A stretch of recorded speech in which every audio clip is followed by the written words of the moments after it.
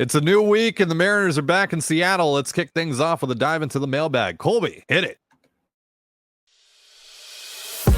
You are Locked On Mariners, your daily Seattle Mariners podcast. Part of the Locked On Podcast Network, your team every day.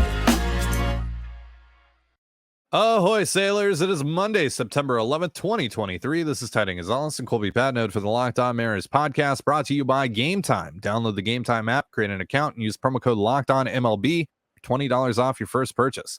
Last minute tickets, lowest price, guaranteed. Thank you so much for making us your first listen. Subscribe, like, and turn on alerts if you're watching on YouTube, or subscribe and leave a 5-star review on your preferred podcast platform if you like what you hear. And if you're part of the crew and rock with us every single day, let us know in the comments below. We'd love to hear from you. And if you want to hear from us even more, please consider signing up for our Patreon. You can now get a free 7-day trial to check out the show. The link, as well as our social accounts, is in the description of this episode. It's Mailbag Monday. Let's see what you guys want to know. We're going to start here with Jace, who asked, are there any signs that the M's might be able to turn this around? Signs? No signs to be found here. No signs to be found over the last few days for sure. I'll say this, though. We do know what the talent of this team is. We do know what the potential of this team is. They just have to play better. And is it possible they could just, flip the switch and start playing better? Absolutely. Their starting rotation was incredibly mediocre on this road trip, and that hasn't been the case at all this season. So hopefully that gets turned around. I mean, the offense was bad at times, but it wasn't the worst thing in the world over the 10-game span. Again, it wasn't great. And at times they really came through, and at times they were very much let down by their pitching staff. But yeah, is it possible that things can all come together and click at once? Absolutely. Are there signs of that happening? Nope, not at all. It's over. It's never been more over. Right. You might as well just bench Gino and give Jake Lamb all the at-bats. Bringing that one back, huh? Yeah, old school. Long-time listeners will appreciate it. Yep. Yeah, no, there's absolutely no signs. If you want to try and be super optimistic, you could say well, they probably should have won 3 out of 4 in Tampa, but yeah, the thing is they didn't. They lost 3 out of 4 in Tampa because their starting pitching / bullpen imploded on Friday and Saturday. So that doesn't count. That's not a good sign that they should have won 3 of 4 against a good team. They didn't. There's nothing good about that. So no, there is no good sign. Not yet. That could change in a day or two, but no, there really isn't, because the starting pitching was mediocre. The bullpen was awful. The offense, by the way, in September is scoring the same amount of runs per game as it did in April. So they're also giving up more runs per game than they have at any other month so far in September. So yeah, no, there's nothing. There's nothing to hang your hat on here other than the fact that, you know how talented they are. You know what they can do, but they haven't done it for about 2 weeks now. So there's only about 2-3 weeks left in the season. So it's go time, man. You better turn it around tonight, starting tonight, because it's not going to get any easier down the stretch.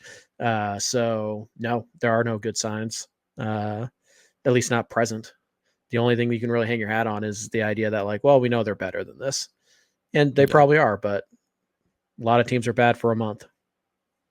And the Mariners are about halfway there, and they only have about halfway to go. So we'll see. But no, there are no present signs. Next question here comes from David with the 3-7 road trip. Have the Mariners played themselves into a position where they have to sweep the Angels? Have to sweep? No.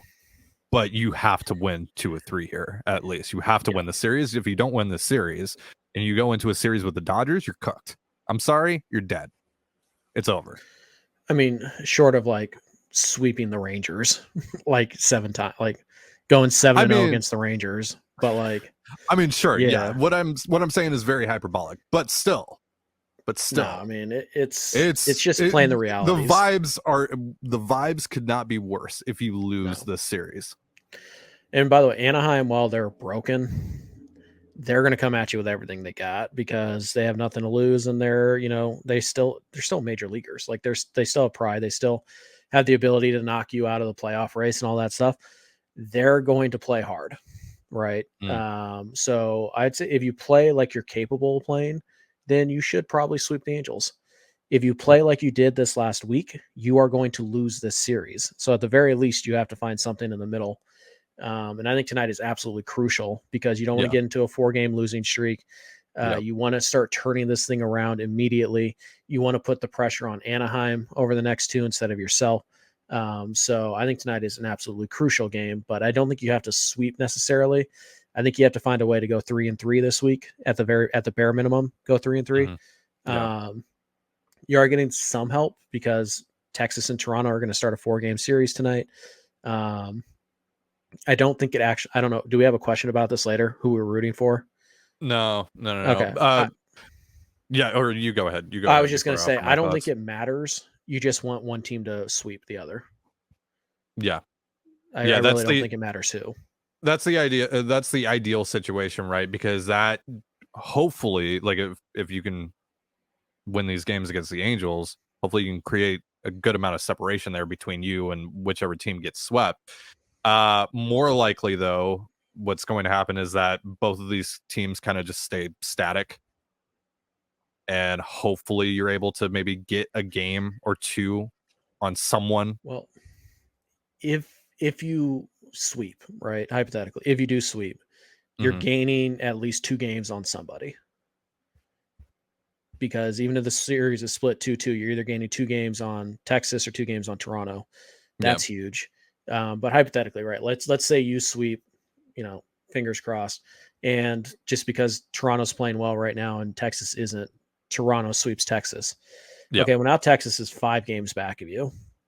4.5 games back of you. So at that point, you only have to win a handful of games against Texas at the end to kind of put the nail in their coffin. But, it works just the same with Toronto because I think you're only a game back of them. So I think you're just rooting for a sweep. But at the end of the day, the only thing that matters is that the Mariners win. Because it doesn't matter if, you get swept and Texas gets swept. You're still like only a game up in the playoffs and you play them 7 times. So you have to win. Like that is the only thing that matters. The next 3 days probably define what the last 2 weeks of your entire season look like. Yeah. You have to win the series. You have to. Do you have to sweep? No, not necessarily. But if you come out of this 2-1 or 1-2, unless you're going to sweep the Dodgers, I think that it's basically over at that point. We can certainly kiss the division goodbye at that stage. They would do that though. They would lose the series to the Angels and then sweep the Dodgers. We come in on Thursday, it's over, blah, blah, blah. Like, should they call it bliss, give him playing time? And they like this whole season, the team, individual players have made it their mission to make you and I look stupid immediately. We'll make some big, bold proclamation most of the time. And then, something will happen. And then, people, of course, seek us out to tweet at us. I guess, but as people might know, I am the optimist of the group. So, right. Yeah. I mean, I'm the Debbie Downer. Yeah. I'm the wet blanket. Yeah. Yep. Yeah, that sounds right. All right. We got more questions coming up here in just a moment, but first a reminder, this episode of the Locked On Mariners podcast is brought to you by Gametime. Buying tickets to your favorite events shouldn't be stressful. Gametime is a fast and easy way to buy tickets for all the sports, music, comedy, and theater near you. And with killer deals and last-minute tickets and their best price guarantee, you can stop stressing over the tickets and start getting hyped for the fun you'll have. So forget planning months in advance. Gametime has deals on tickets right up to the day of the event. Snag the tickets without the stress with Gametime. Download the Gametime app, create an account, and use promo code LOCKEDONMLB for $20 off your first purchase. Terms apply. Again, create an account and redeem promo code LOCKEDONMLB for $20 off. Download Gametime today. Last minute tickets, lowest price, guaranteed. And you're listening to the Locked On Mariners podcast. Thank you again for making us your first listen. Tonight, the Mariners begin a 3-game series with the Los Angeles Angels of Anaheim. You can catch all the action on the Mariners hometown broadcast with SiriusXM via the SXM app. And Jared Kelenic is back. we got a couple of questions about like what would be the corresponding move with Kelenic, but we already know what that is. Cade Marlowe got sent down today. So before we get back into these questions, Colby, I have a question for you. What are the expectations, or what should the expectations be for Jared Kelenic and his return? Superstar. Right. September Kelenic, baby. Jerry Bonds is back. Sure. That's right. Reed Detmers tonight on the mound, so we'll see how that goes. But Jerry Bonds is going yard off of Reed Detmers. All right, we'll see.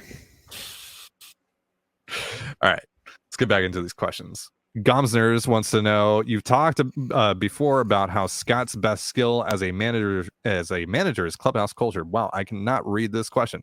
Can you guys speak to what you've heard and is going on in the clubhouse right now? What Scott's response has been in general and also specifically for Kirby? So, Colby, we haven't really had much of an opportunity here to talk about the Kirby situation. Yeah, I know. Shucks. Yeah, because we really want to get involved in that discourse, which has gotten to embarrassing levels, and for some reason still hasn't died, even though that Kirby, owned up to it, apologized, et cetera, et cetera, et cetera, the following day.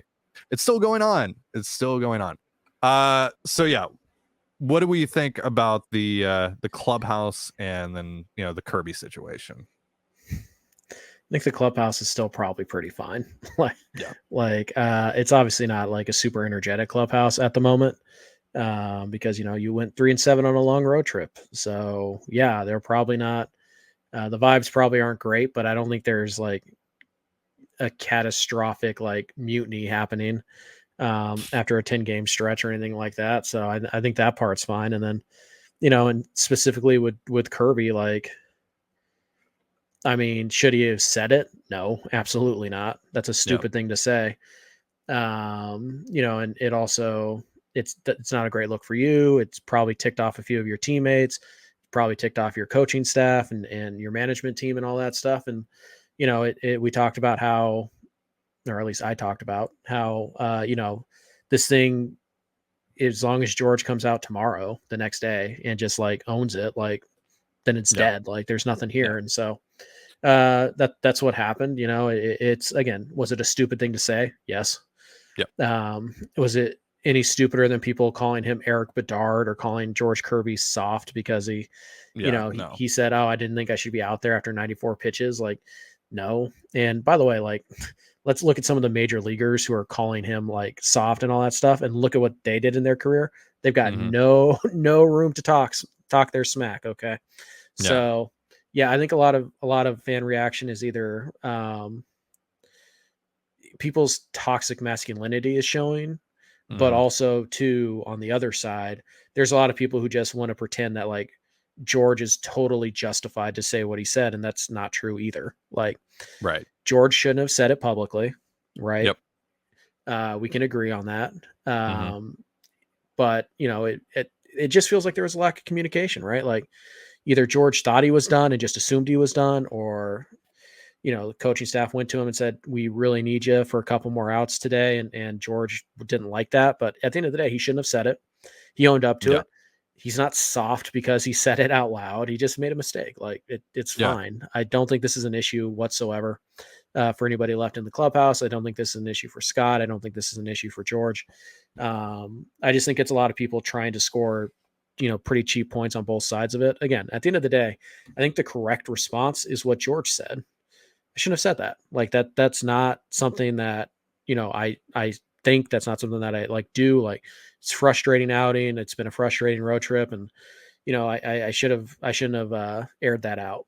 And yeah, that's the correct response. Like, dumb thing to say, not a huge deal in the grand scheme of things. Yeah, I hated it. I didn't like it when it happened. I thought it was a really bad look, both for George and just the team as a whole, especially with how, frustrating that the road trip had been up to that point and got even worse, from that point forward.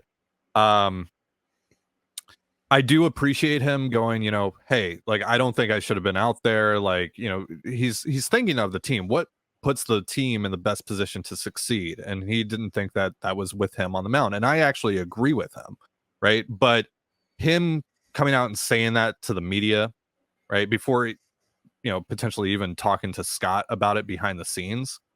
That is a betrayal of the culture Scott Service has cultivated. Scott Service and his coaching staff and the people that make up the front office of the Mariners organization have cultivated. So from that aspect, hated that. But so glad that he owned up to it. And at that point, you move on. But yeah, for George, it was like, if you're a teammate of George and he makes those comments, right? He still didn't execute, right? He had the 30 plus pitch inning in the first inning, which, had a trickle down effect on the rest of the outing. And, while, he was at 94 pitches and didn't really feel great, that's still not necessarily an egregious thing to ask him to do, especially when he is one of the 3 best pitchers in your rotation in the middle of a playoff race. Like, that might be asked of you. You might have to go out and do that, even if you don't feel the best. And like Luis Castillo the night before, right? He had walked 4 guys. He did not look good. I didn't think that he needed to go back out there for the 6th, but he did. And whether he liked it or not, he didn't go to the media afterwards and complain about it, right? And let's be real about it. The reason that George made the comments he made is because he gave up the lead. He blew the lead. Had he thrown a scoreless 7th inning, he wouldn't have said anything. No. So, so from that aspect, it was really annoying, but I'm glad that he owned up to it. And let's just move on. And Jared Weaver, Roger Clemens, shut the hell up. Yeah. Like, we don't need to get into Roger Clemens' past on the show, but for him to take shots at anybody is laughable. It's a joke. Yeah. All right. Next question here comes from Mariners Jersey Tracker. Second base for 2024 with Ryan Bliss tearing up AAA. It's hard to imagine he wouldn't make the opening day roster next year. Would you prefer the M's also go after a free agent second baseman during the winter, like Merrifield, Kemp, etc.?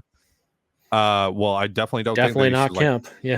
Yeah, definitely not Kemp, and I definitely don't think they should just hand the job to Bliss or even Josh Rojas, right? I think right now, if we had to predict who's going to be the starting second baseman for the Mariners in 2024, it's probably Rojas, but I don't think they should hand it to him necessarily. They definitely shouldn't hand it to someone unproven like Bliss.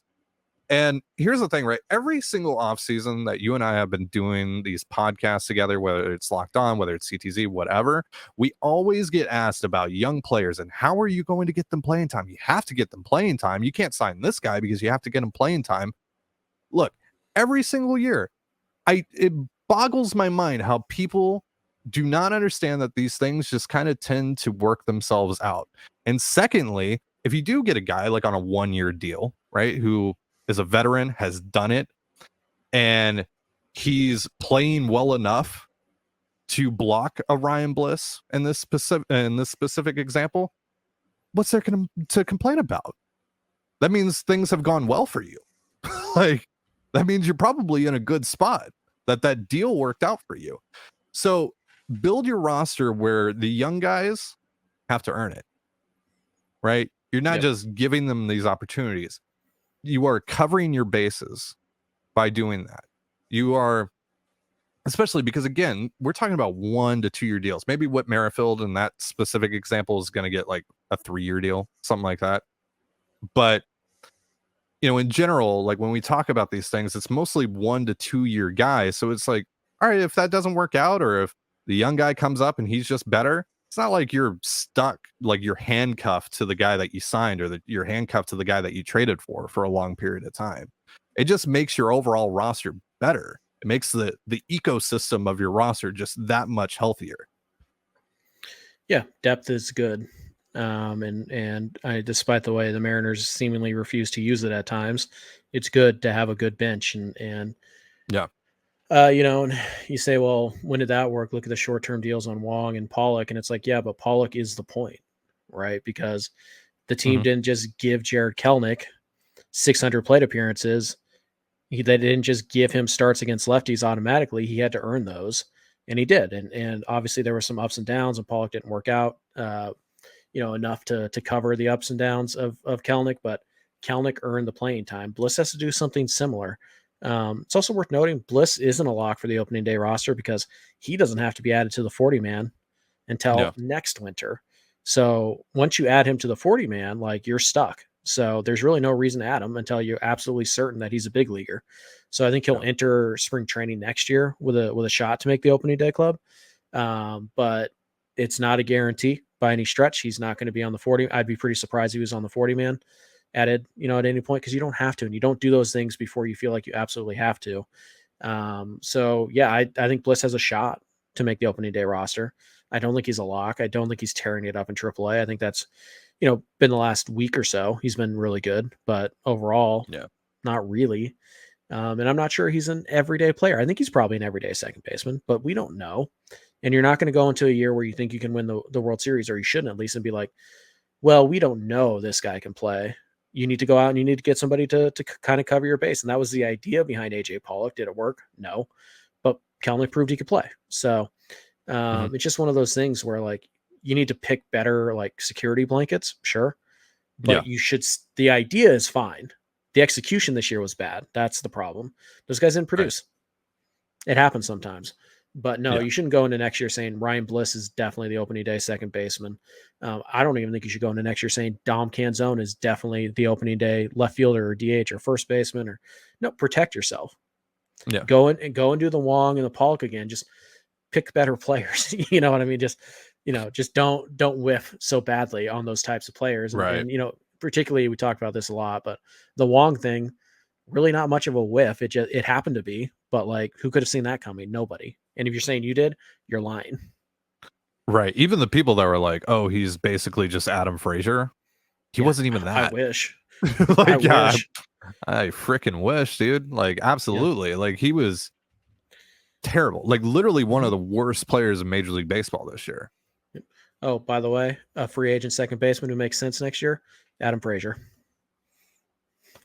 If you're trying to protect yourself from Ryan Bliss, there you go. So, I mean, it might make sense. I'm just saying. But no, you shouldn't be giving young guys guaranteed starting spots because they did well in AAA. Not at this stage of your build. And again, when we're talking about adding veterans at those spots, we're not talking about signing guys to 4 or 5 year deals. We're talking about 1, maybe 2 year deals. Like, you should not avoid those at all, because how am I going to get Ryan Bliss playing time? I mean, you also shouldn't avoid trading for, like, Gleyber Torres because you're worried about Ryan Bliss. You know what I mean? So, or, like, how am I going to get Dom Canzone playing time? I certainly can't add X outfielder. Like, no. Of course you can. Yeah, of course you can. You absolutely can. And again, these things tend to work themselves out.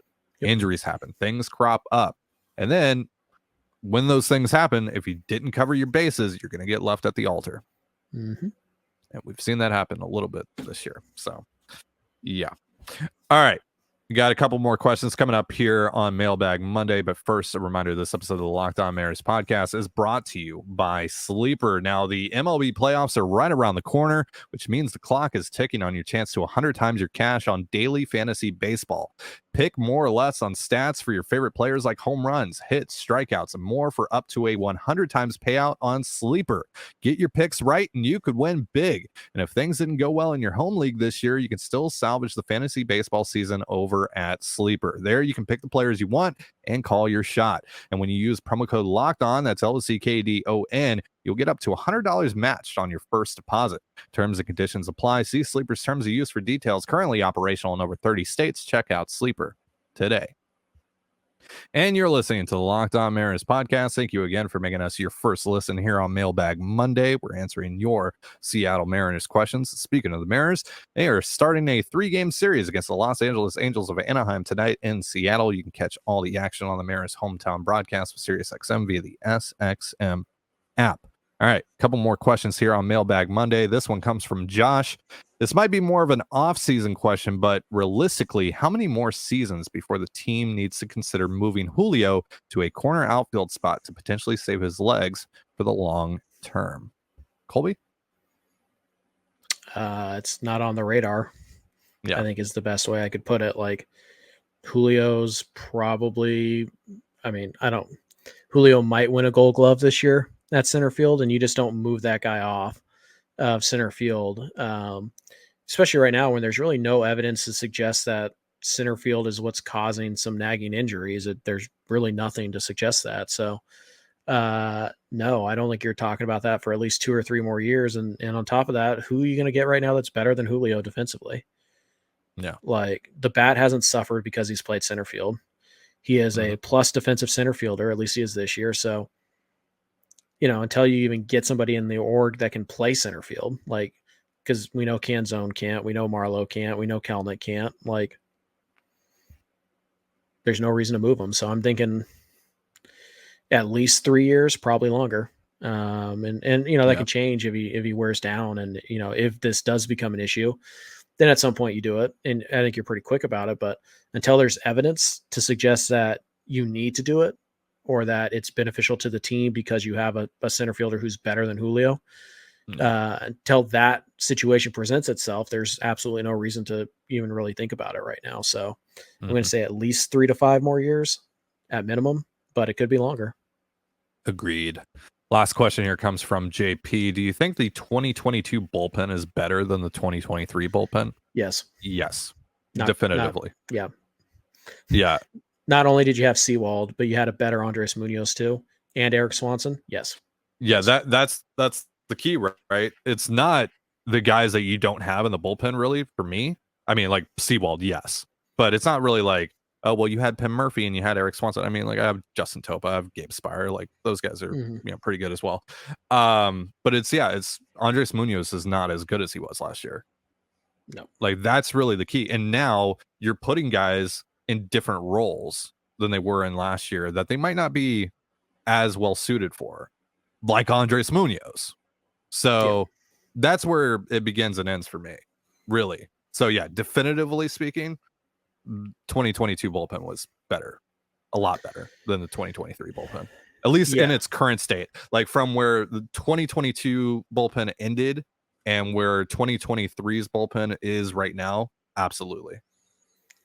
Yeah, I do think it's a little bit about the departures, though. Swanson's really good, and you've basically replaced him with Topa. So that's, I mean, So if you want to say that's how I look at it, right? I look at that kind of as like a wash, right? But what's not is Paul Sewald. Like, you haven't replaced Paul Sewald, you haven't. So essentially, you just removed the Paul Sewald role from your bullpen, and you didn't replace it. And you kind of trying to make it work with Andres and Brash, and Brash is better this year than he was last year. But no, I think Sewald is the big missing piece here. So, and again, that's not to say they shouldn't have made the trade, blah, blah, blah. We're not talking about that. It's just, this is what it is. Like, you don't have, because the thing with Paul Sewald, high floor, high ceiling. You can miss bats. You put him in there with a 3-run lead. You feel like it's over. Like, he's very rare. Like, he's all the good things about, high leverage reliever with all the negatives basically cropped out. He's only going to implode once or twice a year. Like, Paul's a really important role. Like, his role in this bowl, just the stabilizer who could also miss bats and, doesn't struggle to throw strikes. That's a huge spot to have in this bullpen. And the Mariners don't have it like they did last year. And that's a problem for me. So I would say definitively last year's bullpen is better than this year's. This one's still okay. It should be better than it has been the last 10 days. But yeah, it's no comparison to last year, in my opinion. Hey, by the way, speaking of this bullpen, why hasn't Dominic Leone been DFA'd yet? Well, Bizzardo's still on the roster too. What did Ryder Ryan do?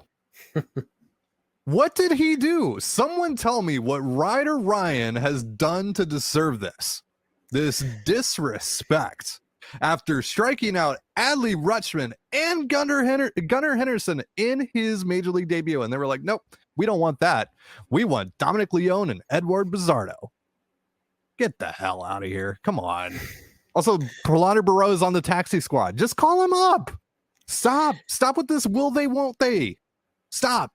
I'm done with this crap. Just bring up Barreau, DFA Leone, DFA Bizzardo. I don't really care. That dude is not good. And call up Ryder Ryan, please. I beg you. Or Riley O'Brien. I will take either one of those guys. Thank you. Bye-bye. That's going to do it for our show.